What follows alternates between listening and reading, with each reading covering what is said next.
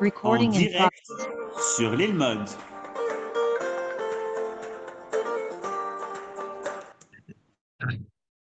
Shalom à toutes et à tous, on est très contents, on se retrouve comme chaque vendredi avec le Rav Yehuda Ben Ishai de la communauté de Emouna Shlema à Yerushalayim. Un nouveau livre qui s'ouvre, le livre de Vaïkra, qui va nous plonger au cœur des korbanot, ce qu'on appelle des sacrifices malheureusement. Mais on va comprendre aujourd'hui la symbolique et la profondeur de ces mitzvot des korbanot. Le titre du cours, tout est question de volonté. Et voilà, je rappelle qu'une fois dans l'année, on fait appel à vous, à votre générosité. C'est une campagne de dons Lilmod qui aura lieu dimanche, lundi, mardi pour pouvoir continuer à diffuser la Torah d'Israël à travers le monde. Je compte sur votre générosité. Bechavod, Rav Ben Ishai. Shalom, shalom.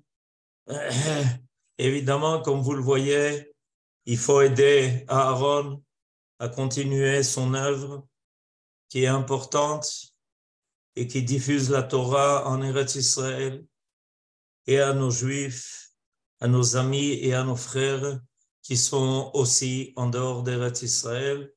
Une œuvre très importante et il mérite notre soutien. Alors aujourd'hui, on commence un nouveau Chumash, le 3e. La semaine passée, on a terminé le Chumash de Shemot par la construction du Mishkan, par la construction du tabernacle. Et donc maintenant, tout est édifié, ça s'est terminé et complètement achevé le premier jour du mois de Nissan, c'est-à-dire hier, Chodesh Tov. Et donc, depuis hier, nous avons le Mishkan. Et évidemment, à partir du moment où la maison qui nous permet de rencontrer le divin est prête, est arrivé le temps du service, comme quelqu'un qui termine sa demeure et qui commence à y habiter avec toutes les activités auxquelles on peut s'attendre évidemment quand on a une demeure. Le Mishkan, ce sont des activités qui cette fois-ci nous permettent ces activités-là d'être en contact étroit avec quelque chose de sublime, avec quelque chose de transcendant. Chacun de nous a sa maison et il s'agit évidemment d'occupations importantes. Ça nous permet de résider sur terre, mais nous avons besoin, fortement besoin, d'être en contact avec un autre monde aussi, le monde du parfait, le monde de l'infini, le monde du total, le monde où il y a la paix et l'amour qui y règnent. Et notre rôle, évidemment, c'est de faire apparaître ces valeurs sur terre. Malheureusement, on a laissé croire aux hommes que c'était déjà réalisé et vous connaissez évidemment le résultat. Alors, on va commencer notre service dans le Mishkan et on va commencer par les korbanot. Les korbanot, c'est une notion qu'il faut approfondir. Quand on traduit les korbanot par sacrifice, vous sentez bien qu'on manque l'essentiel. Et on va tout de suite expliquer pourquoi. Il faut toujours, pour essayer d'arriver jusqu'à l'essence des choses, faire attention aux mots. Le mot korban, en ivrite, vient du mot karov. Le but du korban est une proximité avec quelque chose qui est plus haut que nous. Et c'est pour ça que dans ce qui se passe au Mishkan, il y a toujours ce sentiment d'élévation. Il y a le korban qui s'appelle Ola. Le korban Ola vient du mot Olé, qui veut dire ce qui monte. Il y a la Ktoret, l'encens. Le nuage de la Ktoret s'élève vers le haut. Le nuage de la Ktoret veut aussi permettre un lien étroit entre un monde qui est matériel et un monde qui est sublime, le monde de l'odorat. L'odeur de la Ktoret est une odeur qui dépasse tout ce que l'on connaît et qui permet à l'homme de sentir son âme s'élever. Donc, quand on parle du Korban, dans le contexte de la Torah, il s'agit de quelque chose de karov, de kirva. Par contre, quand on parle du sacrifice, alors on essaye de transmettre une notion de sacré. Et évidemment, quand on transmet une notion de sacré, la question qui se pose est qui est-ce qui rend la chose sacrée? Est-ce que c'est l'homme ou est-ce que c'est quelque chose de kadosh qui apparaît d'en haut? Dans le livre de Vayikra, on va trouver la paracha de Kedoshim. La paracha de Kedoshim nous tout de suite fait comprendre que la Kedusha est une intervention dans notre monde de la Kedusha qui vient d'en haut. Nous nous approchons de la Kedusha et si nous sommes sincères, la Kedusha d'en haut, céleste, divine, nous est révélée. On peut y accéder. Alors, je vais faire une remarque qui me semble fondamentale à propos de notre paracha. On a évidemment les korbanot. Il y a deux types de korbanot. Il y a les korbanot qui sont offerts au nom de toute l'Assemblée d'Israël, de toute la communauté. Ils s'appellent les korbanot tzibour. Il y a les korbanot qui sont offerts par l'individu. Korbanot yachid. Il y a aussi dans cela deux catégories. Il y a les korbanot qui sont obligatoires, qui sont des devoirs. Par exemple, au Beth Amikdash, on amenait chaque jour deux korbanot. Un qui ouvrait le service des korbanot et un qui le clôturait. Il s'appelait les korbanot tamid. Il y a des korbanot qui sont offerts selon la volonté de l'individu. Ils sont offerts par la bonne volonté, ils ne sont pas obligatoires. Un homme peut se proposer d'amener un korban parce qu'il en sent le besoin. Il veut s'élever, il veut sentir peut-être la possibilité de s'approcher. Alors, à quoi on aurait pu s'attendre avec le début du Chumash Vayikra? Avec le début du Chumash Vayikra, on aurait pu s'attendre à ce que la Torah commence précisément par les korbanot auxquels on est tenu. Les korbanot chovah. Évidemment, avant de parler de ce que l'on fera, notre service volontaire, il est clair que l'homme doit d'abord remplir ses devoirs. Quelqu'un veut se porter volontaire, mais il se porte volontaire alors qu'il n'a pas encore rempli ses devoirs. Ça paraît paradoxal. D'abord, on attend de chaque individu, de chaque personne, de remplir ses devoirs. C'est donc, a priori, ce à quoi on aurait pu s'attendre au début du Chumash Vayikra, que l'on nous parle des korbanot chovah, c'est-à-dire des korbanot auxquels on est tenu. Et ensuite, éventuellement, après qu'on ait fini de parler de tous les korbanot chovah, et surtout des korbanot qui sont offerts pour le klal, toute l'Assemblée d'Israël, toute la communauté, on aurait pu s'attendre à ce qu'on nous parle des korbanot auxquels l'individu est tenu.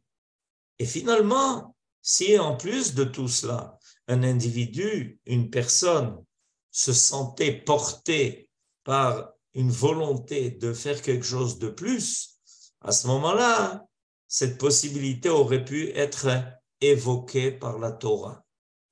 Et figurez-vous que tout va commencer dans le sens contraire.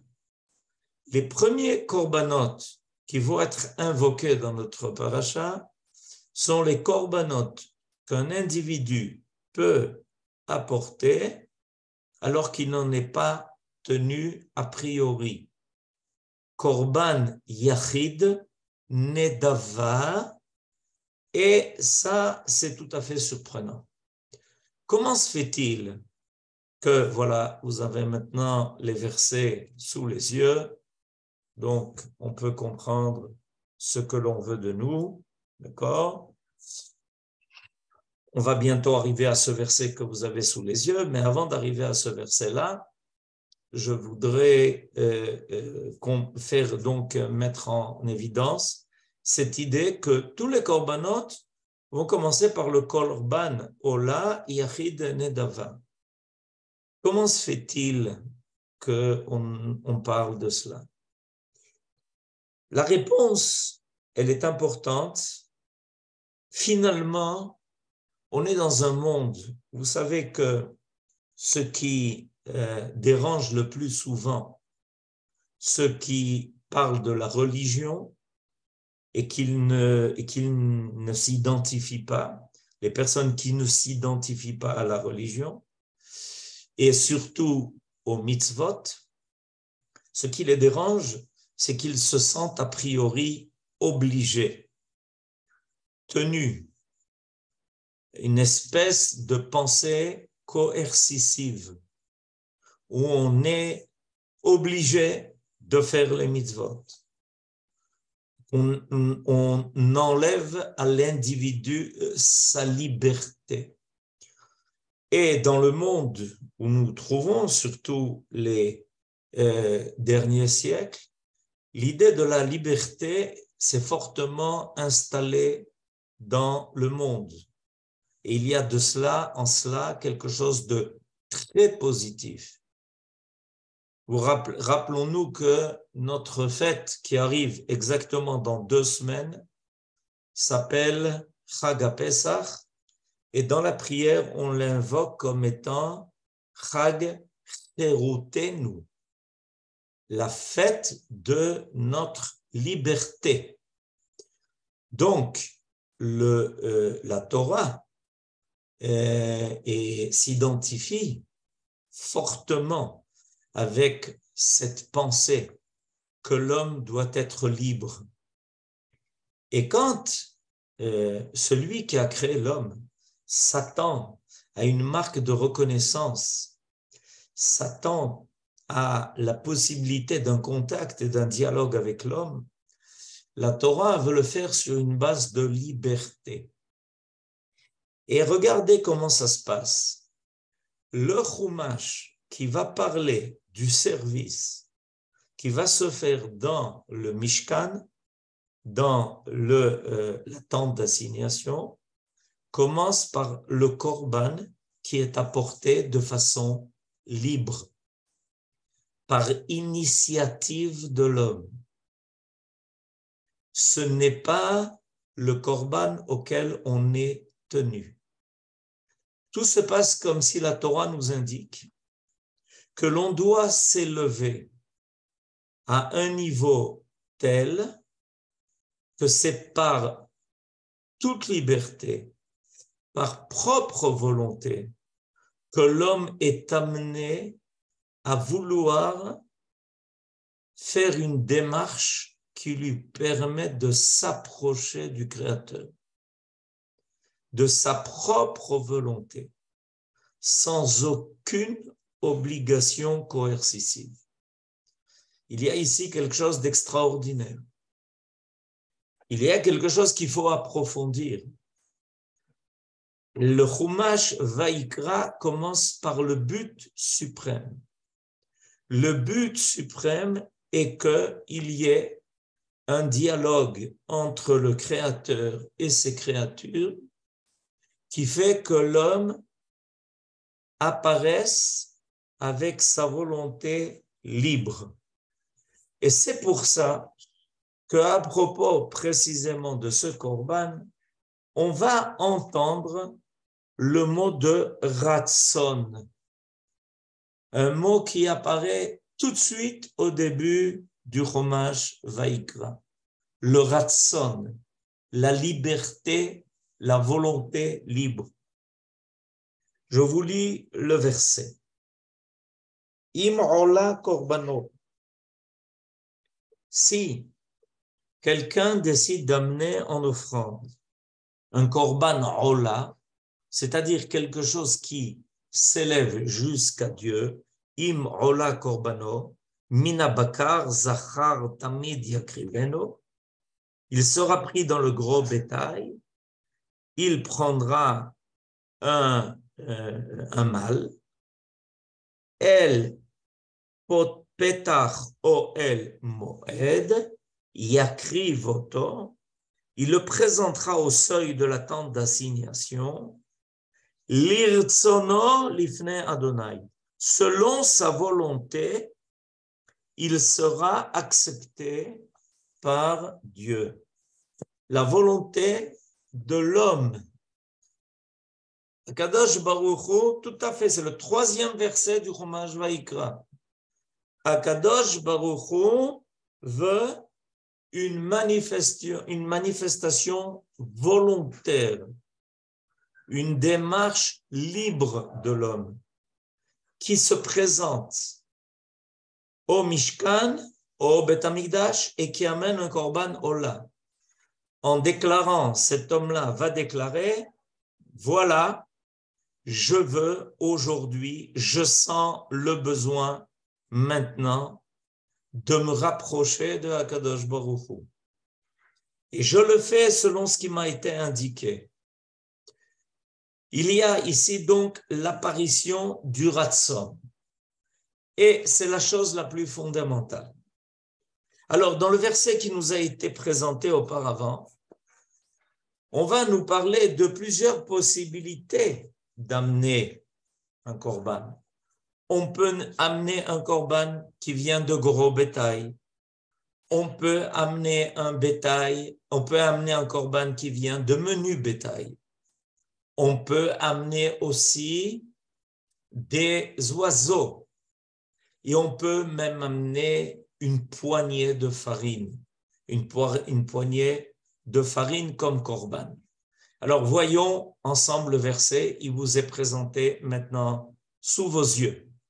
Venefesh, ki takriv korban mincha l'Adonai, solet, yiye korbano, veyatsak aleha shemen, venatan aleha levona.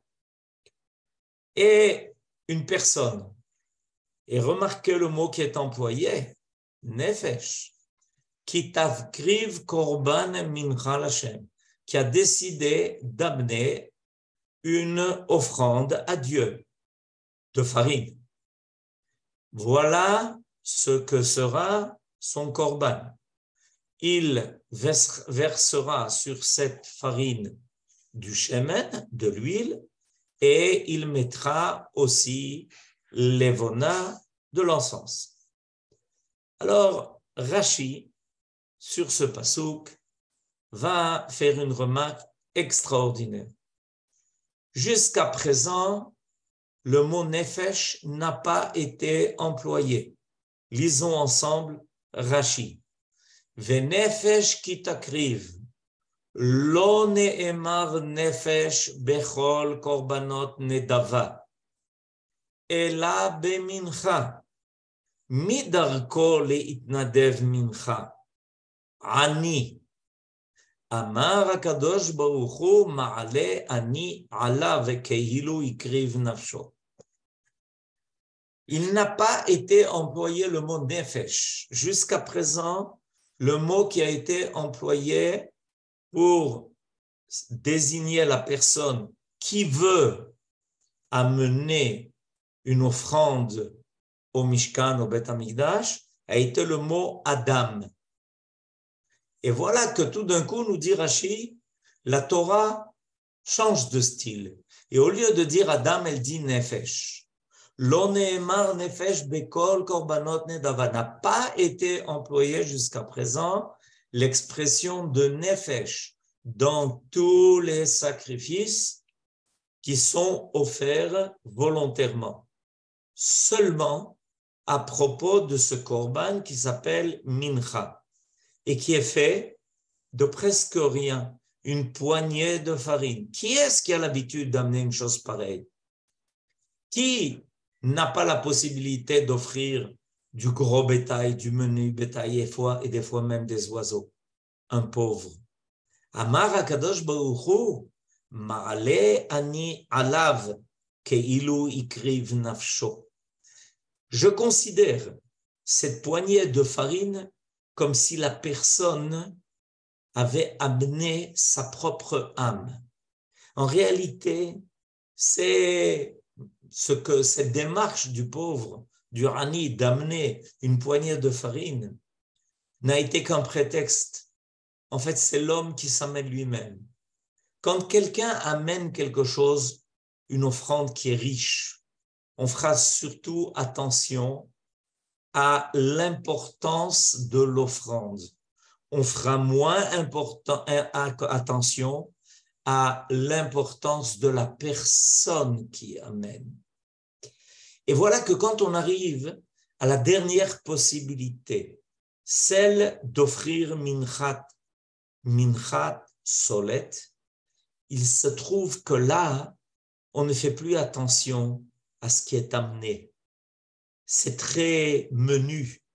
Ça n'a pratiquement aucune valeur matérielle. C'est surtout, à ce moment-là, à la personne que l'on fera attention, à celle qui a amené ce korban. Et voilà que Akadosh Baruch Hu dit, sachez une chose, ce qui va être important dans votre démarche, ce n'est pas la grandeur du sacrifice, sa valeur, son importance, ça sera vous, ça sera votre nefesh. J'attends de vous votre nefesh. Et ça explique quelque chose d'intéressant. Le prophète Isaïe, dans le premier chapitre du prophète Isaïe, le prophète Isaïe, Ishaïa, était à une époque très difficile où malheureusement les gens s'étaient éloignés, surtout de par leur cœur, du service qu'ils se devaient envers le Créateur. Et un jour, le prophète Isaïe, Ishaïa, va venir et transmettre un message aux enfants d'Israël. Ça se trouve dans le premier chapitre et on va commencer par le verset 11. Peu m'importe la multitude de vos sacrifices, dit le Seigneur. Je suis saturé de vos holocaustes, de béliers, de la graisse de vos victimes. Le sang des taureaux, des agneaux, des boucs, je n'en veux point. Voilà, on a le verset maintenant sous nos yeux. Lamali rov zivhechem yomar Adonai. Savati olot elim vechelev meriim vedam parim ukvasim ve'atudim. Lo chafatzti. Ki tavou leraot panai. Mi bikesh zot mi yedechem remos chatserai. Je vous traduis le deuxième verset. Vous qui venez vous présenter devant moi, qui vous a demandé de fouler mes parvis? En d'autres termes, qu'est-ce que dit maintenant le prophète Ishaïa à cette époque, à l'époque du premier temple? Il dit, écoutez, vous amenez une grande quantité de bêtes et vous pensez que vous allez comme ça m'apaiser. Mais ce n'est pas ça que j'attends de vous. Ce n'est pas ça, j'attends que vous ameniez votre propre cœur, que vous ameniez votre âme, votre propre volonté. que vous veniez comme des enfants devant leur père. Et évidemment, au début, on est surpris parce que le prophète semble dire, qui vous a demandé d'amener des sacrifices? Mais Akadosh Baruch Hu, précisément, on va ce Shabbat commencer le Chumash Vayikra qui va nous donner une liste, une liste très grande, longue de korbanot à amener. Mais il faut savoir que ce n'est pas cela que Akadosh Baruch Hu précisément attend. Il attend le Ratzon, il attend le Nefesh. Et je voudrais vous ramener au premier sacrifice qui est invoqué dans la Torah. Les premiers sacrifices qui sont rappelés dans la Torah ont été offerts par deux hommes, plus précisément par deux frères. Dans le chapitre Dalet de Bereshit, le verset Dalet et le verset Hei, lisons-les. Vehevel evi gamhu mi bechorot sono, u mi chel behen, vayisha Adonai el evel vel minchato, vel kain vel minchato lo sha'a, vayichar le kain meod, vayipelu panav. Alors, les deux frères, Caïn et Hevel, décident, Caïn en premier, Hevel aussi, c'est ce qui est marqué, Vehevel evi gamu, décident d'amener des sacrifices. Alors, dans le verset d'Alet que vous avez sous les yeux, il est marqué que Dieu accepta le sacrifice de Hevel, bien qu'il soit le deuxième à l'avoir apporté. Et Hevel offrit de son côté des premiers-nés de son bétail. De leur partie grâce, le Seigneur se montra favorable à Hevel et à son offrande. Mais à Caïn et à son offrande, il ne fut pas favorable. Caïn en conçut un grand chagrin et son visage fut abattu.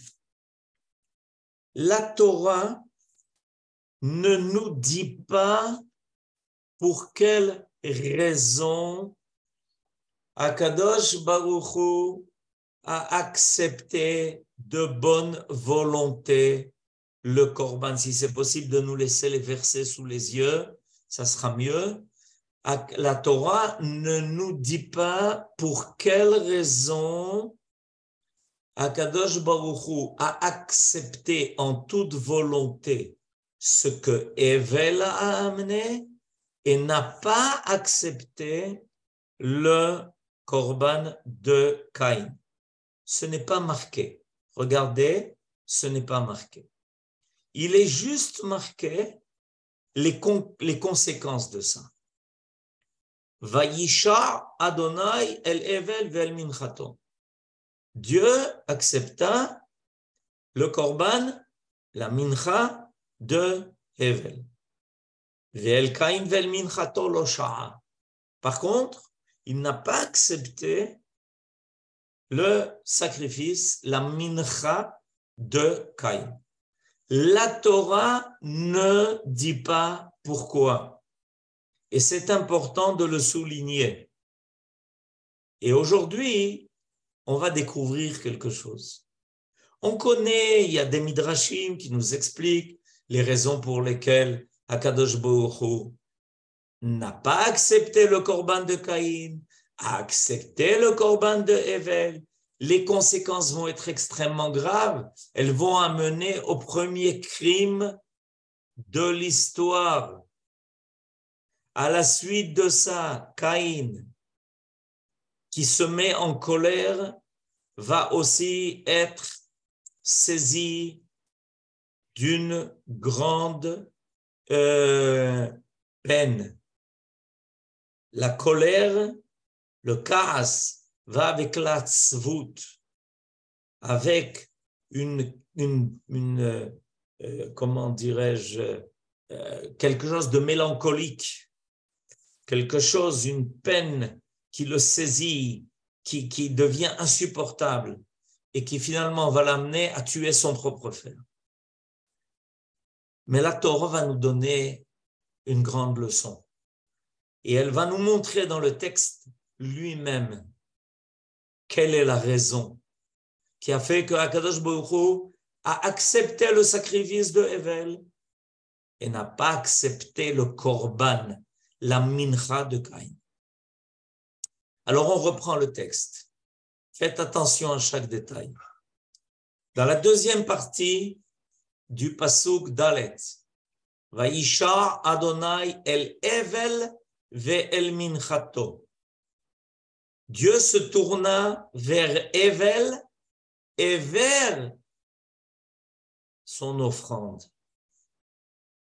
Pasuke, ve'el Caïn, ve'el minchato, lo sha'a. En réalité, en hébreu, on aurait dû dire autrement. Vaïsha Adonai el minchat Hevel, à l'offrande de Hevel, un état construit. Et il aurait dû être marqué dans le verset Ve'el minchat Caïn lo sha'a. Et vers l'offrande de Caïn, Dieu ne s'est pas tourné. Mais ce n'est pas comme ça que c'est marqué dans le texte. Vaïsha Adonai el Hevel ve'el minchato ve'el Caïn ve'el minchato lo sha'a. Dieu se tourne d'abord vers l'homme. Vaïsha Adonai el Hevel. Il se tourna vers Hevel et ensuite à son offrande. Pasuke, ve'el Caïn, vers Caïn et ensuite ve'el minchato lo sha'a. La raison profonde qui a fait que Dieu a accepté l'offrande de Hevel et que Hevel s'est présenté devant Dieu avec toute l'intention qu'il fallait, avec toute la kavana, avec son cœur, avec sa volonté de retrouver son Créateur, avec la volonté de retrouver et d'être en contact avec celui qui avait créé le monde, qui avait créé l'homme, son père, sa mère, et qui lui permettait maintenant, lui aussi, d'être sur terre. Par contre, Akadosh Baruch Hu a refusé la rencontre avec Caïn. Ve'el Caïn, ve'el minchato. Et Dieu ne s'est pas tourné vers Caïn. Et donc, n'ayant pas voulu regarder Caïn, être en contact avec Caïn, il a refusé son offrande. L'essentiel dans la rencontre de ces deux frères, a été d'abord leur propre statut devant Dieu. Et la Torah donc a séparé en deux.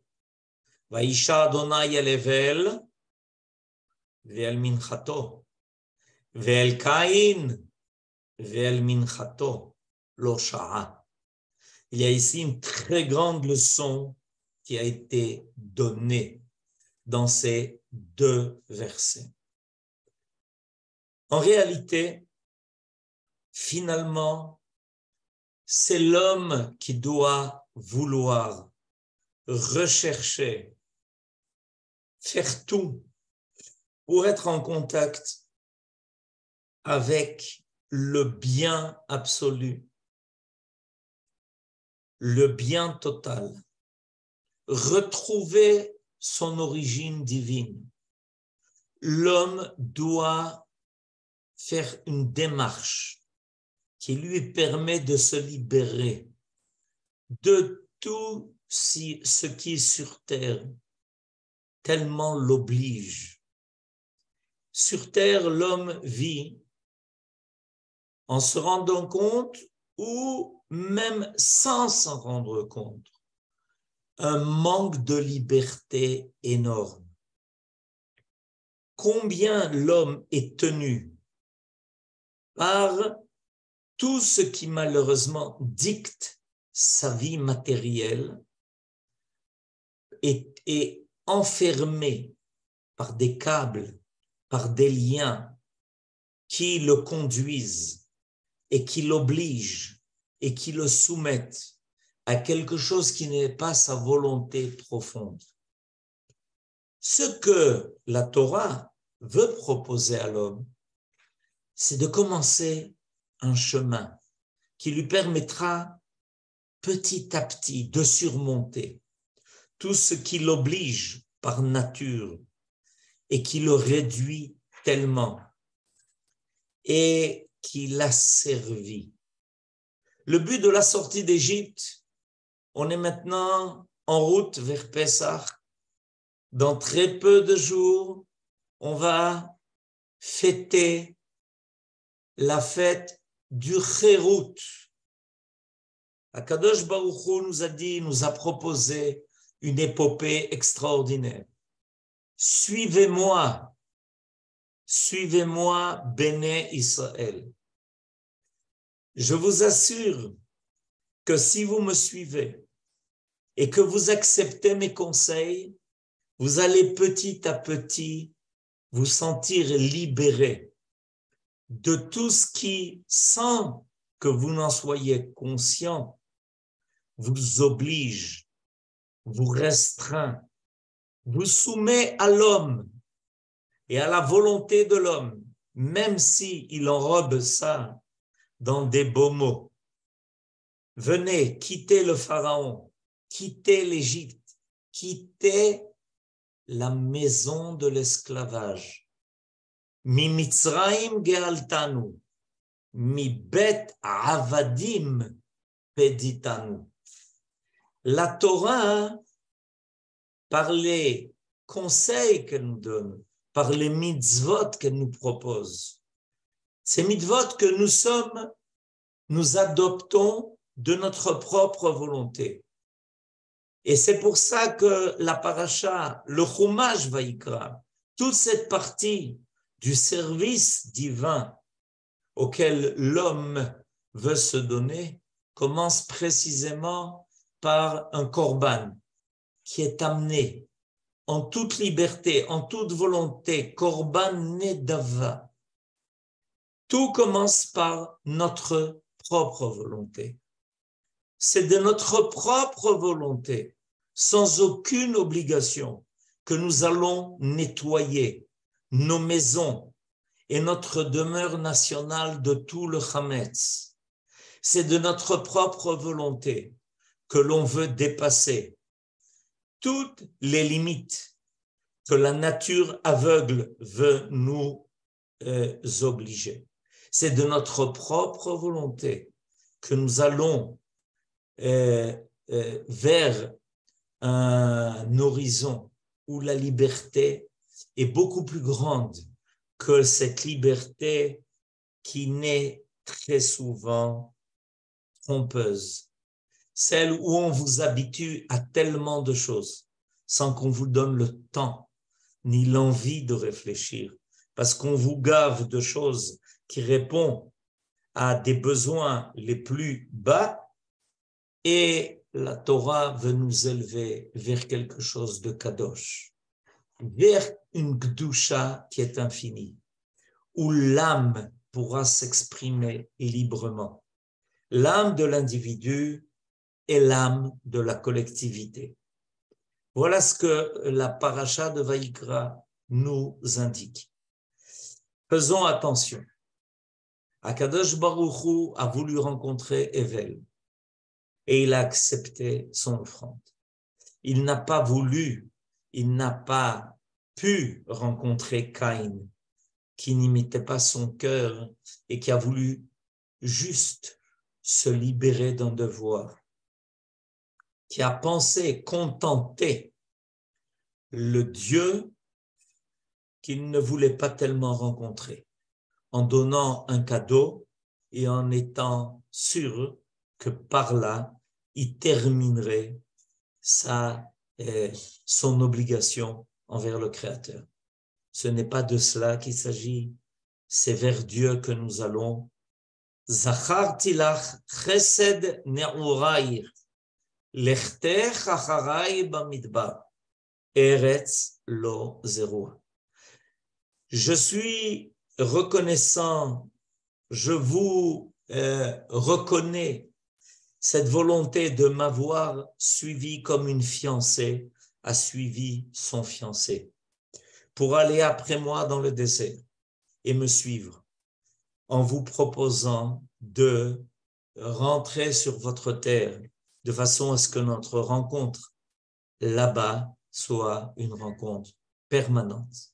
Be'ezrat Hashem, Chodesh Tov, Chag Sameach, ve'be'atzlacha rabba.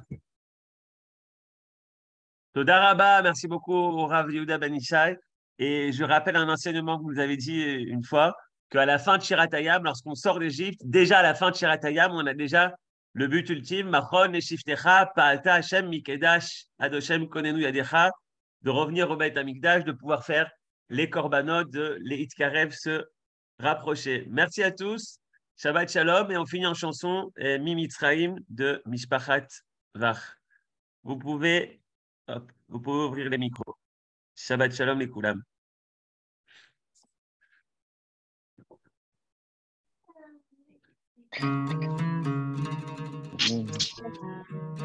Shabbat Shalom les Koulam.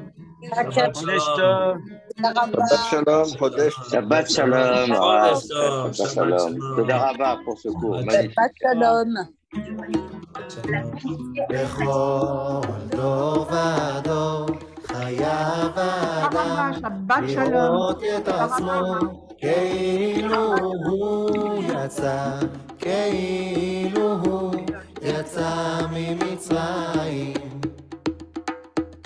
בכל דור ודור חייב האדם לראות את עצמו כאילו הוא יצא, כאילו הוא יצא.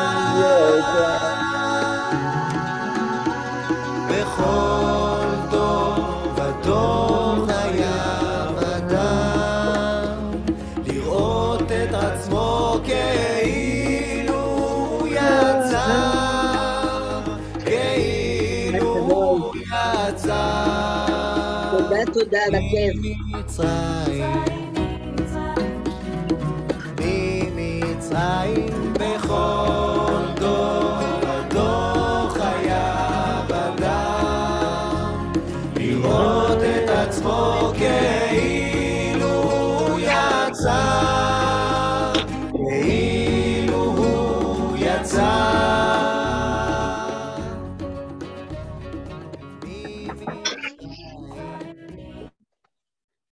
תודה רבה.